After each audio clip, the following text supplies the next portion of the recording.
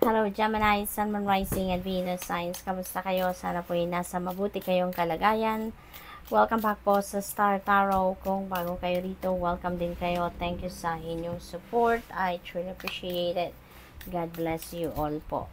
Tignan natin, paunang mensahe po ninyo ay shield, you need to defend yourself. Okay? Kailangan ninyong protektahan ang sarili ninyo dito. No? So, maaring may sitwasyon dito wherein siguro mayroon kayong hindi pagkakaintindihan with another person, siguro may away, gano'n, ano? Kaya kailangan ninyong protektahan ang inyong sarili. You may also receive compliments from your admirer, no? Meron kayong tagahanga na tayo sa sarili na ano to, may romantic interest ito sa inyo na humahanga sa inyo. Probably yung humahanga na to, pwedeng ano din ito, pwedeng talagang dahil sa galing ninyo siguro sa trabaho or sa kung ano man larangan, yan ay na-inspire ninyo at hinahangaan kayo. So, possible din na ganun. What else? We have Fairman. Ayan, maaring ito din, si admirer ninyo, ano, kung ito ay may romantic link na pag-admire sa'yo. So, this Fairman, no, is going to be dealing with sa'yo at this time. Or maybe you have a relationship already with this man with blonde, gray, or white hair. So, probably, isang foreigner ito, no? Si Fairman. Siguro, maaaring connected na kayo dito. Like, siguro mandidigaw ito sa inyo. Or nandidigaw. Pwede rin na boyfriend nyo na, asawa nyo na. Or siguro, boss ninyo, no? Depende sa inyong sitwasyon, no? But you are definitely going to have a dealing with this Fairman.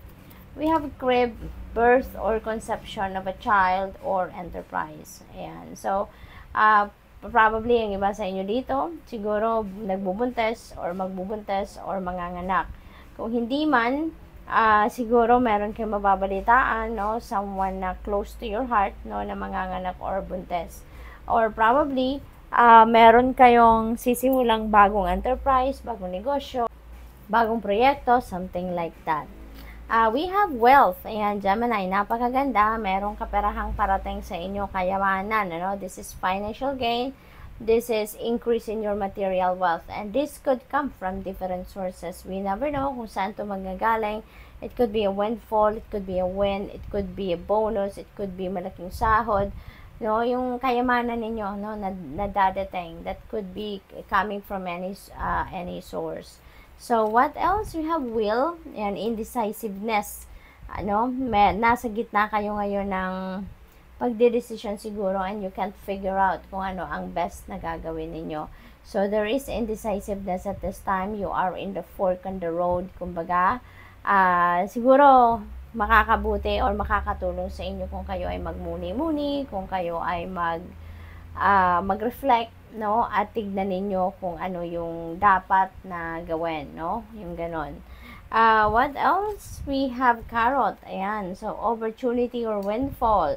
Na-mention ko na kanina yung windfall, ano, dito sa wealth energy. Most likely, maraming pera ang dadating sa inyo dito, Gemini.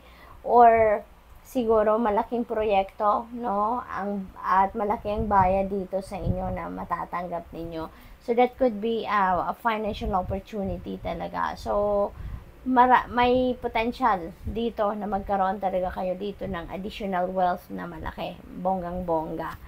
We have bridge. You are going to successfully overcome a problem sa ngayon. No? Kung ano man ang problema ninyo, sa anuman larangan, sa anumang parte ng buhay ninyo, you are going to overcome that successfully na at this time, no? As in, talagang magtatagumpay na, magiging maayos na ang lahat. What else? We have flute, disappointment in a friend or lover. Ayan. So, depende sa inyong sitwasyon. Maaaring kaibigan ninyo to, magpapasakit ng inyong ulo or person ninyo, no? So, depende.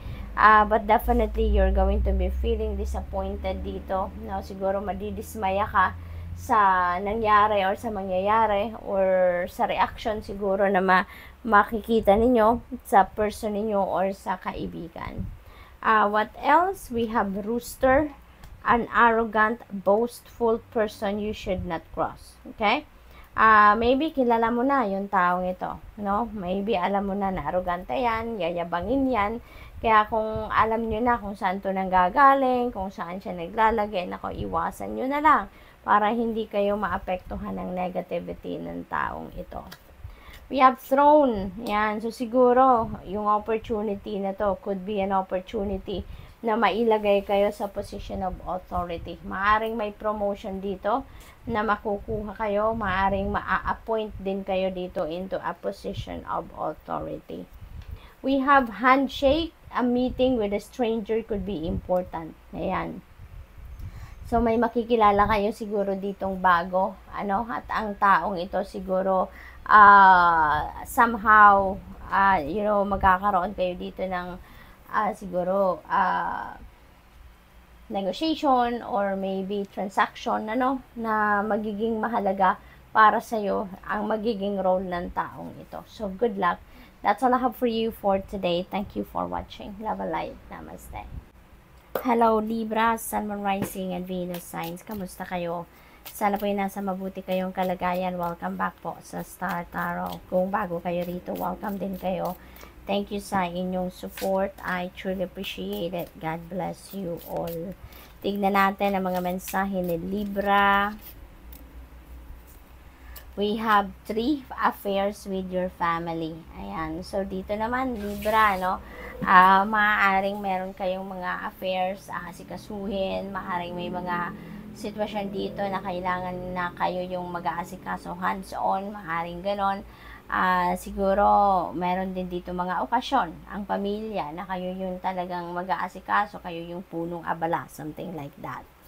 We have inkpot, problems to be resolved. Maaring yung problema na to could be related to family, maybe related to affairs with your family. Major challenge to overcome. Ayan, so maybe isa lang to, magkakasama to yung energy na to talaga. So siguro yung major challenge na to, ito yun din yung problema ninyo. Ito yung iniisip ninyo. Ito yung pinagdidiskartehan ninyo kung paano ito masosolve sa ngayon. But ito, you will be taken care of in difficult times. So kapit lang, laban lang, magdasal lang at umasa kayo for the best possible outcome, because there is a promise dito sa inyo na you will be taken care of in difficult times. Okay? What else? We have archway, new opportunities, possibilities, and path opening up. Ayan. So, dito naman, Libra, may mga bagong oportunidad, may mga bagong posibilidad dito, bagong opportunities, path na magbubukas para sa inyo. So, this is really beautiful because this is beautiful blessings na parating sa inyo. Because it could be in any area of life. Maaring bagong opportunity and possibilities sa relationship, sa pamilya, sa negosyo, sa trabaho, career. It could be in any area of life. We have Carrot. Wow, napakaganda. This is another opportunity, energy. And windfall. So, yung windfall na to, definitely, that could be windfall of money, windfall of money, opportunity para financial opportunity, this is also possible for you dito. Kaya ang swerte-swerte ninyo pagdating sa pera. We have discord among friends or family. Ayan. So, siguro, related talaga ito sa pamilya. Maaring merong paghihiwalay dito ng magkakapamilya. Maaring meron ditong breakdown ng relationship, sa kaibigan or sa pamilya. So, may hindi kayo siguro pagkakaintindihan dito with another family member or maybe with your kaibigan, what else? We have moon, changes in your life. Ayan. So, maraming magbabago. Isa na dito yung magsisimula dahil dito sa discord, sa paghihiwalay ng magkakaibigan or pamilya. And also, magbabago din ang inyong sitwasyon sa buhay ninyo dahil din dito sa opportunities, sa financial opportunities and windfall. What else? We have Cain, pay attention to your health. Okay? Beautiful, reminder para sa inyo na alagaan ninyo ang inyong sarili, Bantayan ninyo kung ano man yung mga nararamdaman ninyong discomfort sa sarili, sa katawan ninyo.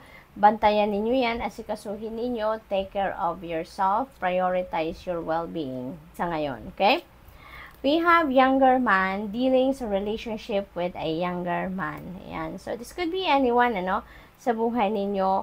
At this person is going to play a significant role sa buhay ninyo. Yung younger man na to could be anak ninyo, could be mandiligaw ninyo, could be asawa ninyo. This could be anyone, no?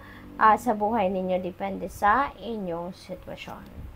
We have battle. Ayan, you feel something is lacking in your life. Ayan, so maaaring love, money, or goals. Ang pinaka-message sa inyo dito, no, naalalahanin natin na yung feelings natin, yung emotions natin, at mga thoughts natin, that is very powerful. Kung anong nandiyan dyan, no, that is the kind of energy din na ima-match ng universe at yun ang ipapadala sa atin. Kaya, since some of you, you know, you feel something is lacking. So, yung feeling lack na yan, that could magnify, no? Mas dadami pa yan. Kaya, as much as possible, i-transmute natin yung feeling lack na ito into abundant and prosperous energy. Palitan natin ito, no? Na instead na mag-isip tayo ng kulang tayo ng ganito, kailangan ko ng ganito, mas mag-isip tayo, no, ng mas positibo para nang sa gayon, yun talaga ang dumating, mas dumami pa, no, kung ano man ang meron kayo. So, what else? We have yoke, feeling tied down or frustrated. Maaring ngayon, frustrated talaga kayo on different things, no? Maaring frustrated kayo dito sa paghihiwalay ninyo ng inyong kaibigan or ng inyong kapamilya. Maaring frustrated kayo dahil sa siguro sa mga problema na maaring kinakaharap ninyo sa ngayon. So, kaya feeling ninyo siguro powerless kayo ngayon, no? Kasi ang daming gumugulo sa isip niyo, hindi kayo ngayon makapag-diskarte, makapag-desisyon to move forward with your life, no? So, good luck. That's all I have for you for today. Thank you for watching. Love and light. Namaste. Hello, Aquarius, Sun, Moon, Rising, and Venus signs. Kamusta kayo? Sana po ay nasa mabuti kayong kalagayan. Welcome back po sa Star Tarot. Kung bago kayo rito, welcome din kayo. Thank you sa inyong support. I truly appreciate it. God bless you all. Aquarius, tignan natin kung anong mangyayari dito. We have Tiger doing something risky and taking a chance. Ayan. So, Aquarius, maybe now is the time for you to to move forward na talaga, no? Maaring you're going to take risk na sa ngayon, you're going to take a chance, you're going to come out of your comfort zone. So, siguro naisip ninyo ngayon that it's time to move forward with your life. Magsusubok na kayo ngayon ng mga bagay na hindi pa ninyo nasubukan, mga gagawin ninyo ngayon ng mga bagay-bagay na hindi pa ninyo nagagawa in the past, no? So, ngayon, maglalakas ng loob na kayo, okay? What else? We have feather. Someone you know is undependable and insincere. Ayan. So, maaring ngayon nyo pa lang ito madidiskubre, Aquarius, no? Na someone na very undependable and insincere. Maaring kaibigan ninyo to, person ninyo, or someone na close to you. What else? We have hard work ahead. Ayan. So, merong hard work dito na makakamit kayo or I mean, gagawin, ano? Kasi siguro merong opportunity dito sa inyo that will require you to work harder, no? What else? We have ring. Meron ditong kasalang magaganap, ano? Kung hindi man ito romantic marriage, maaaring this is marriage and business. Siguro business partnership ang papasukin ng iba sa inyo dito, no? So, good luck to that. We have dog far away. Distant friend is thinking of you. Ayan, so meron nakakaalala sa'yo, Aquarius. Possible din na meron talaga ditong, meron ditong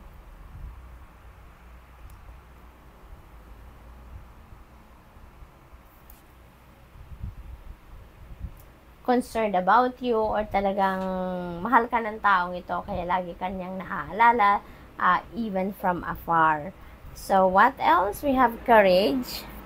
A journey, either physical or mental. So, travel, no? May travel, may physical travel siguro na gagawin ng iba sa inyo dito, Aquarius. Or possible na malayo, no? Yung nararating ninyo pagdating naman sa pag-iisip. Kasi maaaring nagdidiskarte kayo dito. Merong sigurong kailangan pagdesisyonan or maybe yung mental travel na to, siguro you're setting new intentions, yung mga ganon ba, no? So, or may problema, siguro na kinakaharap, kaya nga, isip ng isip. So, what else? We have unicorn. Use your intuition to make beneficial changes, okay? Lagi kayong sumangguni sa inyong intuition. Lagi ninyong pakinggan kung ano man ang bulong sa inyo ng inyong intuition para na magabayan kayo, no, sa kung ano ang ikakabuti ninyo.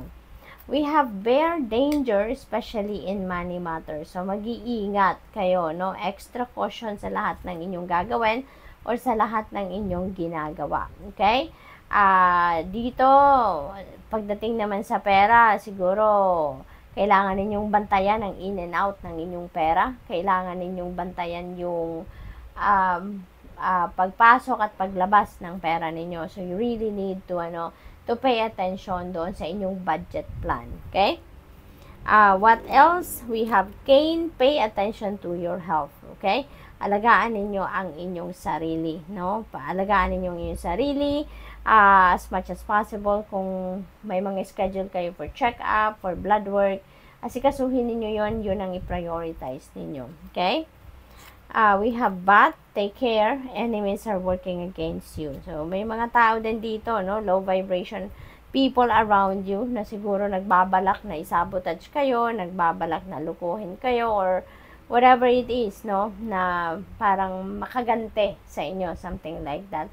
Maaring mga inggitero at inggitera ito, no, Marisol Marites nasa paligid ninyo at hindi nila nagugustuhan siguro yung success na meron kayo, no, or yung kalagayan ninyo sa buhay, no, kasi maaari talagang inggit ito, no, sa inyo. So, cobweb, protected from negative forces beyond your control. This is really good, very beautiful, guarantee ito sa inyo na ikaw ay poprotektahan ng divine universe dito from negative forces. Katabi pa niya ito si Bat, kaya definitely you really have nothing to worry about. Just continue to pray for your safety, no? At poprotektahan ka ng inyong mga guardian angels and the rest of your spirit team. We have butterfly, a change for the better. Ayan, napakaganda kasi merong pagbabago para sa iyong ikakabuti talaga, no? Your situation is going to improve sa ngayon for the better. So, congrats. That's all I have for you for today. Thank you for watching. Love and light. Namaste.